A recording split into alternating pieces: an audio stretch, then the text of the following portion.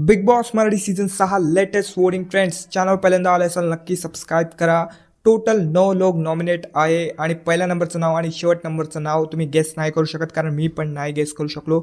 खूप जास्त विचित्र वोटिंग ट्रेंड्स आहे. नंबर 1चं नाव मला असं पाहिजे होतं की तो नंबर 1वर आला पाहिजे, पण तो आलेला आहे आणि मला खूप जास्त खुशी होत आहे.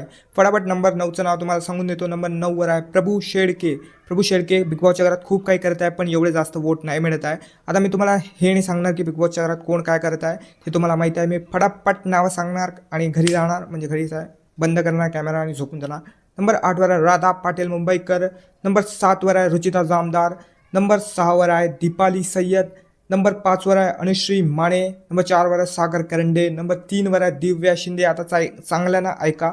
त्यानंतर नंबर 2वर आहे करण सोनावणे आणि आता एकच नाव राहिलेलं आहे. नंबर 1वर आहे रोशन भजनकर. आता खूप सारे लोक पहिले रोशन भजनकरचं नाव ऐकल्यावर हेच म्हणणार की रोशन दादा भजनकर नंबर 1वर कसे आहे, कारण पूर्ण अमरावती आणि पूर्ण विदर्भ त्यांनाच वोट करत आहे.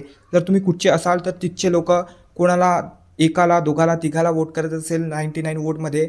आमच्याकडे 99चे 99 वोट फक्त एकाच माणसाला लोक करत आहेत, ते आहे रोशन दादा भजनकर. त्यांना खूप सारा प्रेम मिळत आहे आमच्या अमरावतीकडून, महाराष्ट्राकडून.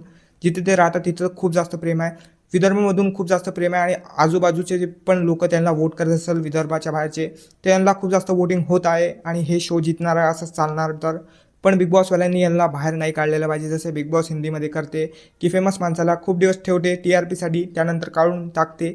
इथं असं नाही होत. हे बिग बॉस हिंदी आहे, मराठी आहे. मी का बोलतो यार, मला माझं नाही समजत. हां, तर भावना आणि बहिणींनो, रोशन भजनकर नंबर 1वर आहे. नंबर 9वर आहे प्रभू शेळके. हिंदीवर चालला गेलो वापस. नंबर 9वर आहे प्रभू शेळके. तर आता बघूया इव्हेक्शन कोणाचं होणार. इव्हेक्शन कोणाचंच नाही होणार, पहिला वीक आहे. आणि जेव्हा पण इव्हेक्शन होणार तेव्हा बघायला खूप जास्त मजा येणार, कारण हे जे नंबर 5च्या वरचे नाव आहेत, दीपाली सय्यद, रुचिता जामदार, राधा पाटील आणि प्रभू शेळके, हे सगळे एकाच लेवलचे आहे, म्हणजे जास्त फेमस पण नाही आहे. आणि गेममध्ये प्रभू शेळकेवरता हा इव्हेक्ट नाही होणार लवकर. राधा पाटील, रुचिता जामदार आणि दीपाली सय्यद यांच्यावर खतरा असणार का, आता ते पाहूया. रुचिता जामदारवर तर नाही असणार मला असं वाटते. बघूया काय होते, नंतरच्या नंतर माहीत पडेल. या वीक नो इव्हेक्शन मला असं वाटत आहे. तुम्हाला काय वाटते कमेंट करून नक्की सांगा.